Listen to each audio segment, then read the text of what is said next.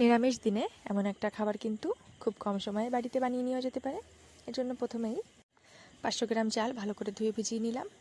এরপর একটা পাত্রে দিয়ে দিচ্ছি কিছুটা জল। এরপর এতে দিয়ে দেবো গোটা গরম মশলা, তেজপাতা, সামান্য লবণ আর তেল। এরপর চালগুলোকে 80% কুক করে নেব। আর এখানে কড়াইতে দিয়ে দিচ্ছি সাদা তেল। সাদা তেলে কিশমিশ আর বেরেস্তাগুলোকে ভেজে তুলে নিচ্ছি। একই তেলে দিয়ে দেবো আলুগুলোকে লবণ, হলুদ আর কাশ্মীরি লঙ্কার গুঁড়ো দিয়ে ভেজে তুলে নিচ্ছি। আর এখানে পনিরগুলোকেও সেই একই তেলে ভেজে তুলে নেব। এই একই তেলে দিয়ে দিচ্ছি গোটা জিরে, পেঁয়াজ কুচি, আদা রসুন বাটা আর দিয়ে দিচ্ছি এখানে টমেটোটা সিদ্ধ হওয়ার জন্য দিয়ে দেবো লবণ। এরপর দিয়ে দিচ্ছি গুঁড়ো মশলা, ধনে গুঁড়ো, জিরে গুঁড়ো আর দিয়ে দিচ্ছি কাশ্মীরি লাল লঙ্কার গুঁড়ো। এখানে হলুদ দিচ্ছি না। এরপর মশলাটাকে ভালো করে কষিয়ে নিয়ে দিয়ে দিচ্ছি আগে থেকে ভেজে রাখা পনির আর আলুগুলো। এরপর ভালো করে কষে তেল ছেড়ে দিলে এরপর দিয়ে দিচ্ছি আগে থেকে 80% কুক হয়ে যাওয়া রাইসটা।